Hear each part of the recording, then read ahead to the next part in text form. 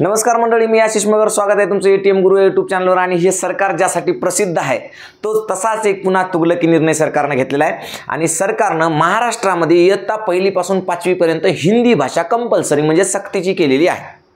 आता मुळात हिंदी भाषा सक्तीची का केली याचं सरकारकडे स्पष्टपणे असं कोणतंही उत्तर नाही. आणि त्यांची जी उत्तर आहेत ती अशी गाढवाला ताप येण्यालायक उत्तर आहेत. जसं की फडणवीस साहेब काय म्हणले माहिती आहे का, की हिंदी जर आपण समजा कंपल्सरी का केली असं त्याला प्रश्न विचारला तेव्हा त्यांनी असं म्हणले की मग तुम्ही इंग्रजीला का विरोध केला नाही.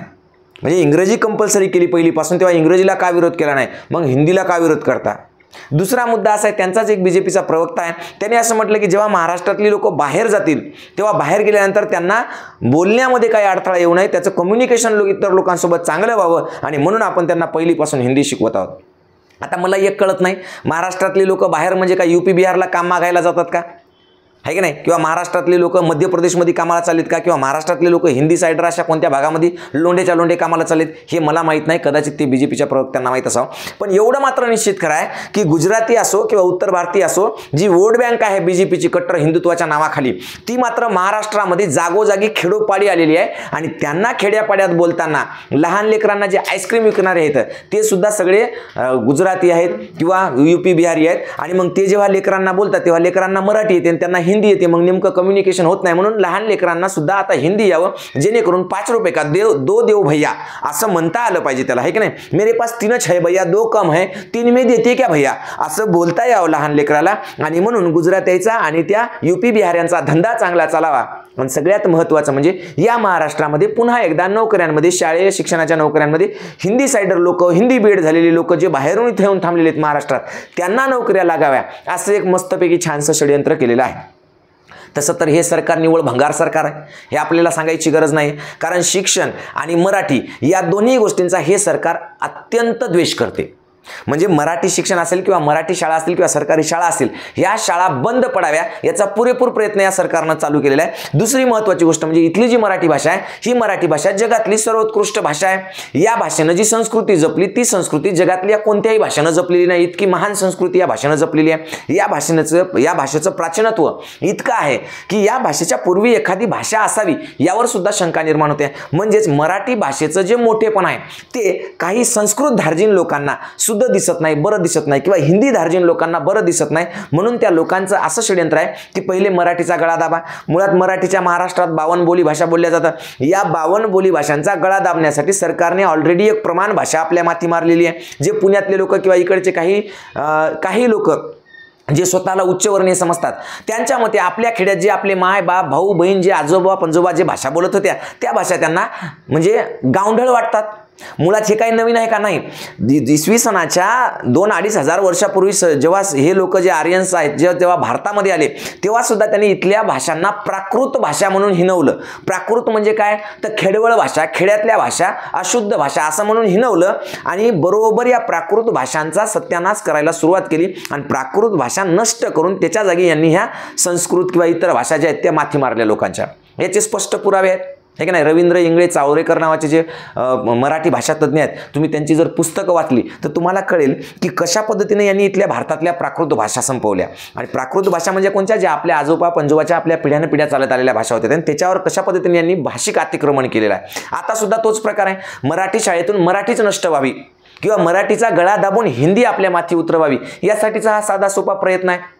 आणि महत्त्वाचं म्हणजे तुम्हाला हिंदी भाषा जर कंपल्सरी करायची तर पूर्ण भारतभर करा ना. मग तुमचं दक्षिण भारतामध्ये जायला फाटते का तुमची, तिथं करा ना. तमिळ लोकांना सांगा, तेलुगू लोकांना सांगा, कन्नड लोकांना, मल्याळम लोकांना, त्यांना म्हणा की तुमच्या इकडे हिंदी कंपल्सरी करा म्हणून. नाही दंडुके घेऊन तुमच्या मागे लागले तर मला म्हणा. मग म्हणजे या महाराष्ट्राचं सरकार जरी महाराष्ट्रातल्या जनतेनं निवडून दिलं असेल, त्यातही काही लोकांना शंका आहे, जरी दिलं असेल तरी हे सरकार मात्र फक्त केंद्र सरकारची आणि RSSची हिंदू, हिंदी आणि हिंदुस्थान म्हणणाऱ्यांची चोळण्याचं काम करते आहे. आणि हे चोळत असताना मराठीचा मात्र इथं घात होतोय. म्हणजे इथल्या मराठी पालकांनी, इथल्या मराठी विद्यार्थ्यांनी घेणं न देणं हिंदीला उरावर घ्यायची आता गोष्ट चालू आहे. मला सांगा, असं हिंदीमध्ये काय हो, हिंदी काय जगाची ज्ञान भाषा आहे का? फडणवीस साहेब म्हणले हिंदीचा तुम्ही इंग्रजीचा विरोध केला नाही, हिंदीचा का करता? इंग्रजी जगाची ज्ञान भाषा आहे, तिला जागतिक स्तरावर एक विशिष्ट महत्त्व आहे. त्याच्यातून ज्ञान मिळतं. हिंदीमध्ये असं कोणतं मराठीचं वगळून ज्ञान आहे मला काय कळालं नाही. म्हणजे बा मराठीमध्ये हे नाही, हिंदीमध्ये असं काय आहे बरं? हिंदीला तुम्ही राष्ट्रभाषा म्हणून थोपवता. राज्यघटनेनं स्पष्टपणे सांगितलेलं आहे भारतामध्ये एकही राष्ट्रभाषा नाही आहे. जे लोक अजूनही म्हणतात ना हिंदी राष्ट्रभाषा आहे, हिंदी राष्ट्रभाषा आहे, त्या दलिंदर बुद्धीच्या लोकांची मला कीव येते की अरे मूर्खांनो, हिंदीला राष्ट्रभाषेचा दर्जा नाही. हिंदी फक्त केंद्र सरकारची राजभाषा आहे, केंद्र सरकारच्या व्यवहाराची भाषा आहे. बाकी हिंदीला दुसरं कोणतंही महत्त्व नाही. हिंदीला किती उरावर घ्यायचं ते घ्या आणि हिंदी भाषिकांना किती उरावर घ्यायचं ते घ्या. पण हे करत असताना माझ्या मराठीला जर धक्का लागला तर माझ्या एवढं वाईट नाही, पहिलेच सांगून ठेवतो. इथल्या शाळांमध्ये जर समजा तुम्हाला हिंदी शिकवायची असेल तर ती वैकल्पिक विषय म्हणून तुम्ही ठेवू शकता जर कोणाला वाटलं तर. पण हिंदीपेक्षा जगातल्या आणखी हजारो भाषा अशा आहेत ज्याच्यामध्ये ज्ञान जास्त आहे. तुम्ही त्या घेता का शिकवायला? त्या कंपल्सरी केल्यात का तुम्ही? म्हणजे हिंदी काय ज्ञान भाषा आहे का नाही? मग तुम्हाला हिंदीचा नेमका हट्ट काय? हट्ट याच्यासाठी आहे की इथल्या प्रत्येक माणूस जो मेट्रो सिटीमध्ये राहतो किंवा मोठ्या शहरांमध्ये राहतो, अगदी तालुक्या लेवलपर्यंतच्या शहरांमध्ये हिंदी भाषिक लोक खूप आलेत. त्यांचं मत यांना लागतं आणि म्हणून त्यांच्यासोबत कम्युनिकेट करताना कोणाला अडचणी येऊ नये, त्यांना त्यांचे धंदे राजरोसपणे करता यावे, या सगळ्या गोष्टीसाठी इथल्या लोकांना हिंदी येणं महत्त्वाचं आहे असं त्यांचं मत आहे. आणि म्हणून हिंदी आपल्या माती मारत आहे. काय सांगतात होय? म्हणजे एकतर आपल्या मराठीच्या ज्या बोलीभाषा आहेत त्यांना तुम्ही खेडूत ठरवलं, त्यांना तुम्ही अशुद्ध ठरवलं, त्यांना तुम्ही गावंढळ ठरवलं, इथल्या लोकांच्या मनामध्ये न्यूनगंड निर्माण केला. यांना बोलण्याची म्हणजे यांना बोलताना सगळ्यात महत्त्वाचं म्हणजे इथल्या लोकांना बोलताना मनात न्यूनगंड तयार झाला. पुण्यात गेले की आजही आपली माणसं काय विचारावं काय नाही याच्या विचारात असतात. का तर तुम्ही त्यांच्या भाषेला काय ठरवलं? खेडवळ ठरवलं, प्राकृत ठरवलं, गावंढळ ठरवलं. मुळात भाषामध्ये काही शुद्ध आणि अशुद्धतेचा काही प्रकार असतो का हो? ही अक्कल पाहिजे लोकांना. भाषा म्हणजे दोन व्यक्तीमध्ये जे कम्युनिकेशन होते, जे संवाद होतो तो साधला गेला पाहिजे. मी काय बोलतो तुम्हाला कळलं पाहिजे, तुम्ही काय बोलते मला कळलं पाहिजे, संपला विषय. भाषा तिथं संपते आहे की नाही? पण हे असताना सुद्धा तुम्ही आणीला आणि नाही म्हटलं, पाणीला पाणी नाही म्हटलं. अरे हे काय चालू आहे तुमचं? म्हणजे हे निव्वळ आणि निव्वळ फक्त मराठी भाषा संपवण्याचा घाट आहे. इथल्या जिल्हा परिषद शाळा संपवणे, इथल्या विद्यार्थ्यांचं शिक्षण संपवणे. म्हणजे आजच विद्यार्थी पहिलीचा जो जिल्हा परिषद शाळेमध्ये विद्यार्थी येतो त्याला शाळेचे सकाळी 9 ते 4 म्हणजे जवळपास 6-7 तास शाळेत बसावं लागतं. इतकाला वेळ पहिल्या 6 वर्षाच्या मुलांना शाळा असली पाहिजे का?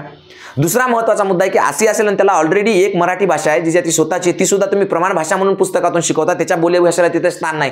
त्या पुस्तकामध्ये आज मराठवाड्यामध्ये जी मराठी भाषा शिकवली जाते त्या मराठी भाषेचं जे पुस्तक आहे ते प्रमाण भाषेत आहे. इथल्या बोलीभाषेत का नाही आहे? इथल्या मातृभाषेत का नाही आहे? म्हणजे इथं आज मुलं म्हणतात माझ्याला मव म्हणतात, मव तुव, हे त्या पुस्तकामध्ये नाहीच आहे. म्हणून त्याला त्या पुस्तकाबद्दल कधी गोडीच निर्माण होत नाही. त्याला वाटते माझं तुझं काय आहे. मूळ असा आहे की इथली जी कोणती मराठी भाषा आहे ती फक्त बोली भाषेनं जिवंत ठेवलेली. ही जी संस्कृती आहे मराठी संस्कृती ही फक्त बोली भाषेनं जिवंत ठेवलेली आहे. पण त्या जिवंत ठेवलेल्या संस्कृतीचा गळा घोटण्यासाठी म्हणून जर तुम्ही हिंदी इथं लादत असाल तर हा निव्वळ मूर्खपणा आहे आणि ह्या लोकांनी विरोध केला पाहिजे या गोष्टीला. लहान लेकरांना तुम्ही 3-3 भाषा शिकवणार, 3-3 भाषेचं व्याकरण शिकवणार, 3-3 भाषा तुम्ही त्यांना शिकवणार, म्हणजे किती भयानक त्या मुलांची परिस्थिती होणार आहे याचा विचार केलाय तुम्ही?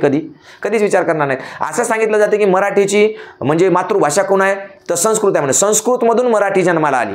आता संस्कृतमधला मातृ शब्द जशाला तसा माता म्हणून आला म्हण, पितृ शब्द जशाला तसा पिता म्हणून आला म्हण. मला एक साधी गोष्ट सांगा, आपल्या मराठीच्या 52 बोलीभाषा आहेत. या 52 बोली भाषेपैकी कोणत्या ठिकाणी नेमकं आईला माता म्हणलं जातं? म्हणजे माते, मी आता बाहेरून आलो मला जेवायला वाट, असं तुम्ही ऐकलंय कधी? किंवा आयराणी भाषेमध्ये ऐकलंय का तुम्ही माते? ऐकलंय का? नाही. कोणत्या भाषेमध्ये ऐकलं तुम्ही माता आणि पिता? तुम्ही कोणत्याही भाषेमध्ये ऐकलं नाही. निव्वळ मूर्खात काढण्यासाठी हे सगळं चालू आहे. जसं समजा आता आपल्या खेड्यापाड्यामध्ये म्हणतात लोक की आता मी ढोरं चारायला जात आहे, है की नाही? तर संस्कृतमध्ये त्याला काय म्हणतात? अहम पशून सनांदती गच्छामी. तुम्ही ऐकलंय? तुमच्या आज्या कवा म्हणला होता असं? अहम पशून सनांदती गच्छामी, म्हणजे मी आता ढोरं चरायला चाललो, ढोरं वळायला चाललो, म्हणलाय तुमच्या आज्या कवा? तुम्हाला वाटते तुमच्या आज्याचा खापर पंजोबा कोणीतरी असं म्हणलं असेल म्हणून? म्हणजे या संस्कृतमधून मराठीची निर्मिती झाली असेल याला काहीतरी तथ्य पुरावा लागेल का नाही?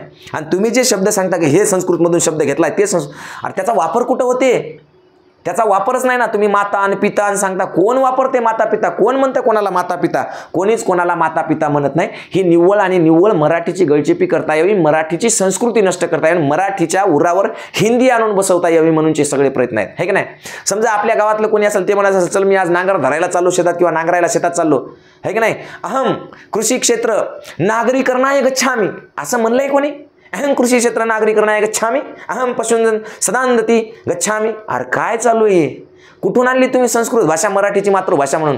मराठी ही मुळात प्राकृत भाषा म्हणून संस्कृतीच्या हजारो वर्ष आधीपासून, संस्कृत भाषेच्या हजारो वर्ष आधीपासून मराठी होती. फक्त तुम्ही मराठी बोलणाऱ्या लोकांना येड्यात काढण्यासाठी, त्यांची संस्कृती नष्ट करण्यासाठी, त्यांची भाषा नष्ट करण्यासाठी आणि त्यांना मानसिक गुलाम करण्यासाठी तुम्ही त्या संस्कृतला मराठीची मातृभाषा म्हणून उरावर बसवली.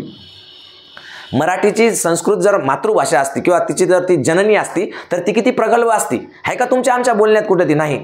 असं कोणतं विपुल लेखन आहे तिच्यामध्ये? असं कोणतं काय? सर्वसामान्य जीवनाशी, सर्वसामान्य लोकांच्या जीवनाशी निगडीत असं काय लिहिलेलं आहे त्या संस्कृतमध्ये? एखादा ग्रंथ दाखवा की ज्याच्यामध्ये सर्वसामान्य लोकांच्या जगण्याचं, भोगण्याचं उदाहरण त्याच्यामध्ये आहे किंवा जगणं भोगणं लिहिलंय म्हणून त्या संस्कृतमध्ये. काहीही लिहिलेलं नाही. सगळं काल्पनिक निर्माण केलेलं तेवढं त्याच्यामध्ये आहे, बाकी दुसरं काहीही नाही. नागरी संस्कृती फक्त, काहीच नाही दुसरं. नियम, वृत्त, वैकल्पे, दुसरं काय आहे त्याच्यामध्ये? या मराठी भाषेमध्ये जगणं भोगणं सगळं आलेलं आहे. म्हणून या मराठीचा गळा घोटण्यासाठी म्हणून फक्त आणि फक्त हिंदी भाषा याच्यावर लादल्या जात आहे. या हिंदी भाषेला राष्ट्रभाषेचा दर्जा नाही स्पष्टपणे. त्यामुळे ही हिंदी भाषा कोणालाही कंपल्सरी करता येत नाही. राज्यघटनेमध्ये स्पष्टपणे सांगितलेलं आहे की तुम्हाला जी भाषा तुमची मातृभाषा आहे त्या मातृभाषेतून तुम्ही तिचं जपणूक करू शकता, तिला वाढवू शकता, तिला मोठं करू शकता आणि तिच्यावर कोणत्याही प्रकारचं जर कोणी अन्याय करत असेल किंवा तिला जर कमी लेखत असेल किंवा तिला जर संपवण्याचा कोणी घाट घालत असेल तर त्याचा स्पष्टपणे तुम्ही विरोध करू शकता. आणि म्हणून आपली मातृभाषा टिकली पाहिजे, जगली पाहिजे, ती प्रगल्भ झाली पाहिजे, वाढली पाहिजे. यासाठी प्रत्येकाने प्रयत्न केला पाहिजे. हिंदीला उरावर घेणाऱ्यांनी हिंदीला स्वतःच्या उरावर घ्यावं, पण मराठी भाषेच्या उरावर तिला घालू नये, एवढी आपली तुम्हाला कळकळीची विनंती आहे. आणि हे सगळं ज्ञान तुम्हाला कधी मिळतं माहिती आहे? जेव्हा आपण 4 पुस्तकं वाचतो तेव्हा. आज आपल्या डोक्यामध्ये हे किडे का पडलेत की हिंदी राष्ट्रभाषा आहे? आपल्याला ज्ञान नाही, आपण चांगला अभ्यास करत नाही, आपण बेसिक वाचत नाही कोणत्या गोष्टी, आपल्याला माहीतच नाही. ते नाही म्हणले हिंदी राष्ट्रभाषा आहे, आपल्याला लागलं हिंदी राष्ट्रभाषा, हिंदी राष्ट्रभाषा. कोणत्या मातीत हिंदी राष्ट्रभाषा आहे? या भारतामध्ये एकाही भाषेला राष्ट्रभाषेचा दर्जा प्राप्त झालेला नाही, एकाही भाषेला. त्याच्यामुळे राष्ट्रभाषा असण्याचा संबंधच नाही. पण तरीसुद्धा असं का होतं? कारण आपण प्रॉपर शिक्षण घेत नाही. प्रॉपर शिक्षण याच्यासाठी घेत नाही की आपण सिलेबसच्या बाहेर जात नाही. ते सिलेबस सोडून सुद्धा काहीतरी असतं हे आपल्याला माहीत नाही. आणि ते माहीत व्हावं, इथल्या लहान लेकरांना चांगलं दर्जेदार शिक्षण मिळावं म्हणून सुद्धा आपण प्रयत्न करतो. नुसतं युट्यूबवर बोंबलत नाही की हे चुकीचं आहे ते चुकीचं आहे म्हणून. इथल्या सरकारविषयी तर बोलायचे एकदम भंगार सरकार आहे, भंगार. जे अशी गाडी आहे, एक भंगार गाडी की जिला 4ही चाकं नाही, स्टेअरिंग नाही, काहीच नाही. जी गाडी आयुष्यभर एकाच जागेवर बसणार आहे. नव्हे तिला बसून त्याच्यात लोकांनी चालवायचा प्रयत्नच केला तर तिचा ब्रेक सुद्धा फेल आहे. ती कोणत्या खड्ड्यात नेऊन घाललं असं सांगता येत नाही. हे सरकार निवळ म्हणजे चाटू सरकार आहे. हिंदी लोकांचं, गुजराती, मारवाडी आणि हे जे कोणी असतील लोक, उत्तर प्रदेश, बिहारी फिहारी, यांचं सगळ्यांचं हे फक्त चाटू सरकार आहे. त्यांच्यासाठी कार्य करताना RSSचे एजेंडे फक्त याच्यामध्ये राबवले जातात. आता हे फक्त RSSचं मत आहे की हिंदी असली पाहिजे. कारण काय? तर हिंदीला मग हिंदू सोबत जोडता येतं आणि हिंदूला मग हिंदुस्थान सोबत जोडता येतं. म्हणजे असे फालतू धंदे किमान इथल्या सरकारनं बंद करावे. ज्या राज्याचे तुम्ही मुख्यमंत्री, उपमुख्यमंत्री आहात, ज्या राज्यात तुम्ही जी भाषा बोलून या पदावर पोहोचले त्या भाषेचा आदर करा, त्या भाषेला जपा, एवढी तुम्हाला विनंती करतो. हे सगळं जर तुम्हाला लहानपणापासून आपल्या मुलांना कळू द्यायचं असेल, शिकायचं असेल तर आपण त्याची सुद्धा तजवीज केलेली आहे, एकदम सोपी. बघा, आपण 2026च्या ऑनलाईन बॅच चालू केल्या आहेत. नवोदय आणि स्कॉलरशिप एकत्रितरित्या बॅच असते. एक कालावधी पूर्ण 1 वर्षाचा आहे. दररोज 2 तास लाईव्ह होते. सकाळी 6 ते 7 आणि संध्याकाळी 7 ते 8 असं लाईव्ह असतं. वैयक्तिक लक्ष असतं. 200 टेस्ट पेपर होणार आहेत. सगळ्या गोष्टी ह्या तुम्हाला मिळतील. कशावर मिळतील? ATM गुरु एज्युकेशन नावाचं प्ले स्टोअरला ॲप आहे. त्या ॲपवर तुम्ही गेले की तुम्हाला त्या ॲपमधून ह्या सगळ्या बॅचेस मिळतील. जर तुम्हाला ATM गुरु एज्युकेशन हे ॲप डाउनलोड करायचं असेल आणि तुमच्या मुलांना प्रॉपर व्यवस्थित ज्ञान द्यायचं असेल आणि त्यांचा बेस पक्का करायचा असेल तर आजच तुम्ही काय करा, ATM गुरु एज्युकेशन हे ॲप डाउनलोड करा. काही अडचण येत असतील तर दिनेश सरांना कॉल करा. 88 30 37 0068 हा त्यांचा नंबर आहे. आणि सगळ्यात शेवटी ATM गुरु हे चॅनल तुम्ही सबस्क्राईब करा, एवढी विनंती करतो. थांबतो. जय जिजाऊ, जय शिवराय.